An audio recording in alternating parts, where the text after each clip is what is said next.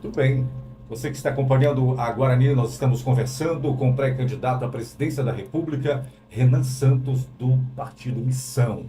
Nós estamos aqui com o ouvinte que pergunta o seguinte questionamento. O Pará é um dos maiores produtores de minério, mas toda essa produção é exportada e não há tanto retorno aos paraenses com aumento de renda. O que o senhor propõe para facilitar a verticalização de produção para agregar valores aos produtores e gerar emprego? Ótima pergunta do ouvinte. Primeira coisa que vocês precisam entender, tá? O Pará é uma colônia do Brasil. O Pará não é tratado como um estado. O Pará é uma colônia que tem um administrador, que é a família que administra o Pará desde sempre, que esse administrador ganha e lucra com isso e tem relações muito próximas com Brasília, e a população aqui é tirada para otária. A população aqui é tratada como um vassalo. E quem paga a conta da população mais pobre aqui é a população mais pobre do resto do Brasil. Então tem um jogo muito claro. O governo brasileiro vende as riquezas naturais daqui em parceria com o seu feitor, que é a família que manda aqui no Pará, e a população aqui vive na miséria. Nós precisamos mudar essa dinâmica, não apenas política, mas a dinâmica econômica. Para você conseguir verticalizar, ou seja, você fazer mais etapas da cadeia de produção, vamos sair, por exemplo, ir para a siderurgia.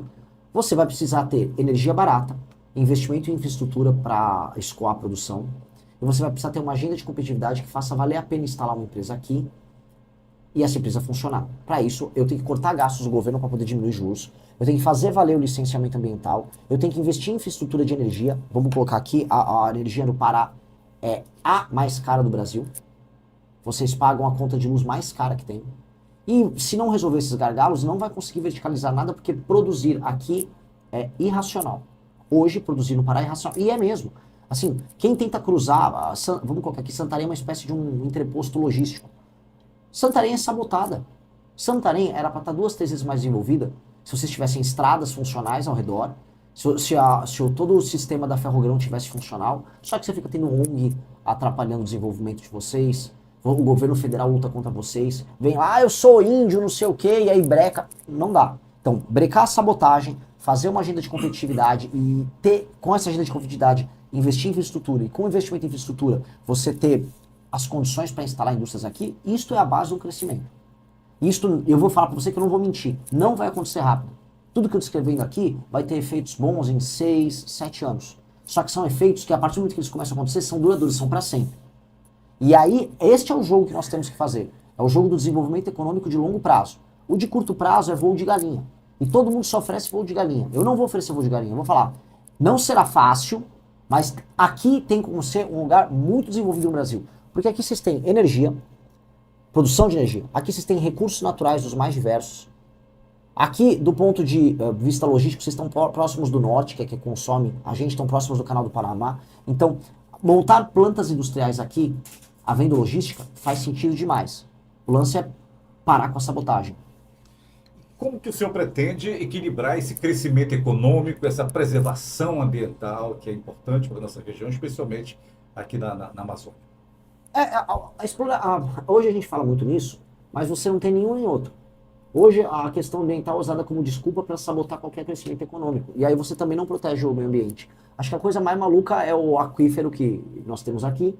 O aquífero é um aquífero raso. Né? Raso, assim, por mais que ele seja gigantesco, é o maior do mundo, ele é muito próximo da superfície. Portanto, o chorume do esgoto que não é tratado aqui afeta o aquífero. Então ficam, o aquífero, o meio ambiente. O próprio poder público tá contaminando o aquífero.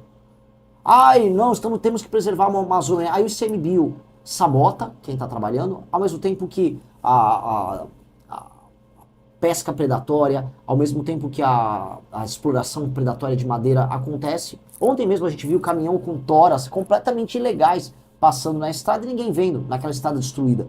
Então, o que nós temos é uma fingição, é um discurso fingido sobre o meio ambiente e nenhum trabalho voltado ao desenvolvimento econômico. Pois bem, tem que ter regras muito claras, sem zona cinzenta para que as pessoas possam produzir e saber quais são os limites dela. Tem que ter um trabalho sério de criação de parques nacionais para que o Brasil e o mundo visite. Eu juro para você, foi anteontem, quando nós fomos visitar meu Deus, esqueci o nome da cidade, meu Deus, é o Alter do Chão. Turistas gringos ali. Só agora está começando a surgir uma infraestrutura para que as pessoas conheçam ali. Como é que pode os brasileiros não conhecer um lugar tão lindo? Então, ali, os interiores, o turismo ligado também à fauna aqui, que é sensacional, isso é muito pouco explorado. Então, nós só vamos conseguir conciliar meio ambiente e desenvolvimento econômico, entendendo que é para desenvolver e com o recurso oriundo dos impostos, você saber cuidar do meio ambiente e criar uma consciência disso. O problema é a politização que gera um nenhum nem outro. Então, não tem crescimento econômico, não tem proteção do meio ambiente. Muito bem, aqui o Tarcísio Oliveira, ele diz, o MBL ele perdeu vários membros. Como manter um time coeso, com a missão, agora que o partido atuará em todo o Brasil? A gente perdeu ao longo dos últimos anos, e os últimos que saíram agora estão bem arrependidos, né? Aqueles bem burros que saem na hora errada em que o bolsonarismo está decadente e a gente está crescendo. Mas foi bom que eles saíram, que a gente já conhece a índole e o caráter. Acho que a gente formou muita gente oportunista. A gente está corrigindo os nossos sistemas de formação de liderança. Acho que a chapa que nós temos agora, né, com mais de 1.000 candidatos para deputados ao redor do Brasil, já contempla um perfil que não é o mesmo que a gente tinha antes. E traições a política sempre terá, mas nós teremos cada vez menos. E agora com o partido político, a gente pode controlar muito mais, né? Não é agora fácil como era antes. Muito bem, para quem ligou o rádio, estamos aqui com o pré-candidato à presidência da República, Renan Santos, conosco aqui no Rádio Interativo. Agora, o custo de vida, a gente sabe que no Brasil aumentou nos últimos anos de forma considerável, né? Inclusive aqui o próprio Agenor, ele toca nesse assunto. E como que o seu governo ele pretende reduzir o preço dos alimentos, combustíveis e melhorar o poder de compra das famílias brasileiras? É possível isso? Definitivamente não é dando vale gás igual o Lula faz, dando energia elétrica supostamente de graça igual o Lula faz, ou falando vou te dar Bolsa Família igual o Lula faz. Quem está nos ouvindo precisa entender. Seu poder de compra só vai aumentar se a atividade econômica aumentar e se o governo parar de cobrar tanto imposto das pessoas. Tudo é caro no Brasil, porque o dinheiro no Brasil é caro. Então, vocês estão nos ouvindo, entendam. A taxa de juros no Brasil é 15% ao ano, só a Selic. Se eu, além da Selic, falar o spread bancário e tal, as pessoas pegam dinheiro emprestado no Brasil por valores exorbitantes. Isto é impagável. Então não dá para você consumir nada no longo prazo, você comprar a prazo um carro, uma televisão, porque o carro vai custar o dobro do preço só de juros que você vai pagar. E do outro lado, você não consegue comprar um produto com valor correto porque os impostos são muito caros. Um celular no Brasil é um dos mais caros do mundo, os carros no Brasil são caríssimos. Isso também por conta da tributação. Como resolver isso? Cortando o gasto do governo. Tudo que o governo fala que está te dando é mentira. Por exemplo, aqui no Pará, vocês sabem, vocês pagam uma das contas de luz mais caras do Brasil. Pois bem, uma das coisas que faz que a conta de luz seja muito cara é que tem tanto programa social dando luz de graça para alguns setores e para algumas pessoas que quem está pagando a conta não aguenta mais pagar. Então você tem que não ter um ar-condicionado nesse calorão aqui, você às vezes tem que tomar um banho com o chuveiro, com a parte elétrica desligada, porque você não consegue pagar por isso. Você não consegue pagar por isso porque é muito imposto, é muita taxa. E aí, para você cortar imposto e taxa, não tem um remédio. Você vai ter que diminuir a despesa do governo. E não dá para ficar um governo dando as coisas para os outros como o governo Lula faz. E não dá para o governo Lula ficar mentindo para as pessoas, igual mentiu agora no fim da escala 6x1. Ele mentiu para as pessoas. As pessoas caíram no truque achando que eu vou trabalhar menos e vou ganhar mais. Desde quando isso existe? Desde quando isso existe? Tá tudo difícil a vida para todo mundo e ainda falaram para você, fica tranquilo que você vai trabalhar menos e vai ganhar mais. É mentira! O Lula tá comprando o voto das pessoas, enganando. O Lula é um estelionatário. É mentira isso.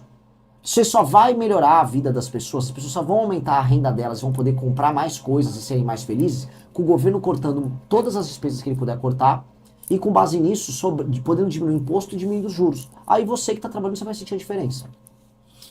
Muito bem.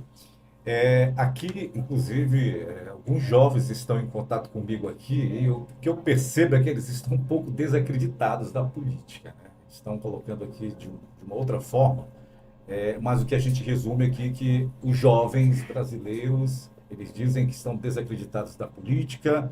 Como reconquistar essa geração que muitas vezes não se sente representada pelos líderes do país?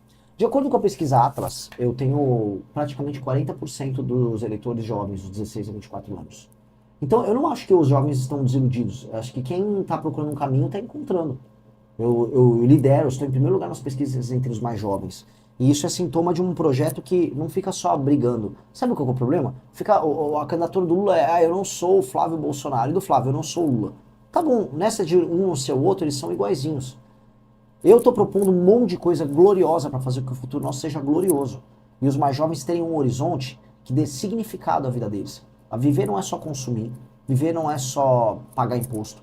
Viver é saber que seu país faz sentido, viver é participar dos momentos históricos e falar, eu vivi aquele momento. Hoje as pessoas acham que elas são apenas escravas das circunstâncias, e não é assim. A gente vai dar um sonho para os brasileiros sonharem. Muito bem. Aqui o ouvinte ele faz uma outra pergunta. Ele diz que o Partido Missão terá, se o Partido Missão vai ter algum candidato ao governo do estado do Pará, alguma chance de ser o Kim, já que ele é filho de uma paraense? Verdade, a mãe do Kim é aqui do Pará, ela é da região ali próxima de Ananindeua. Mas o Kim, ele tá com o domicílio eleitoral em São Paulo.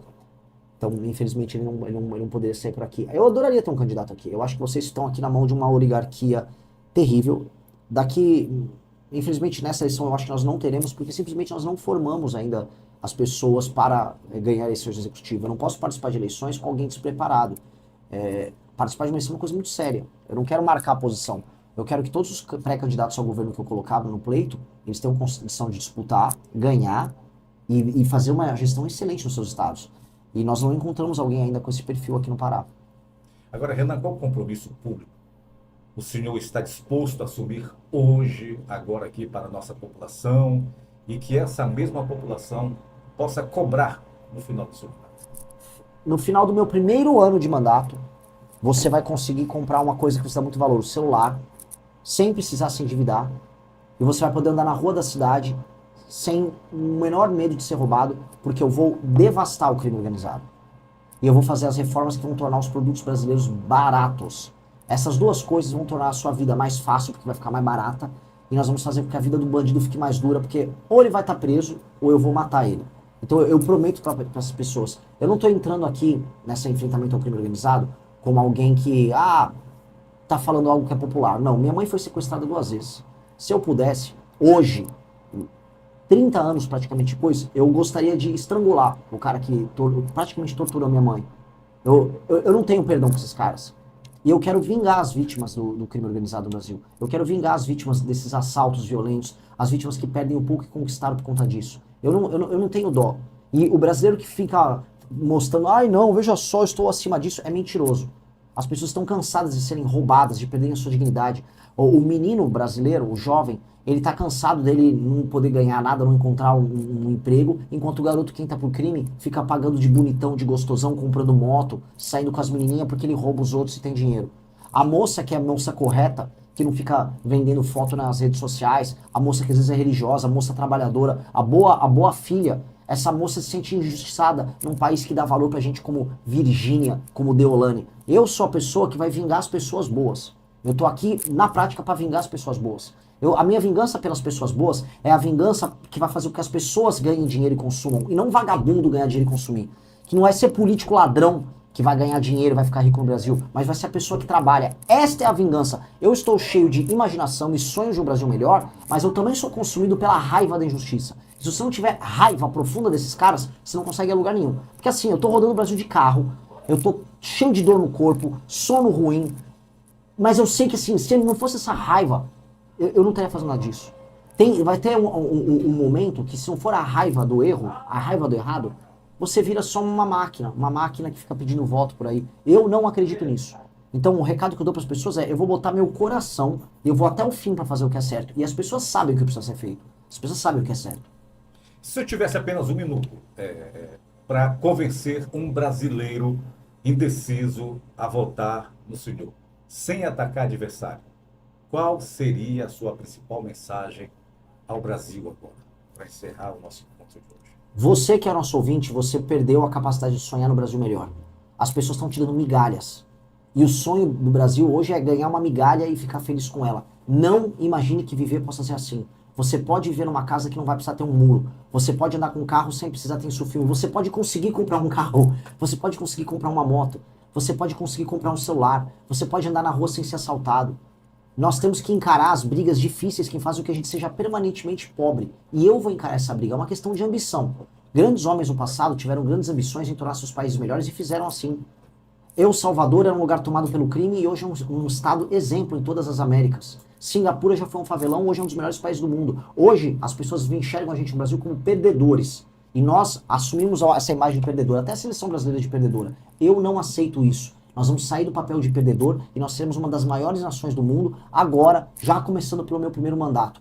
Ouse ser ambicioso, não seja um perdedor. Ouse ser ambicioso. Sendo ambicioso, você vai vencer.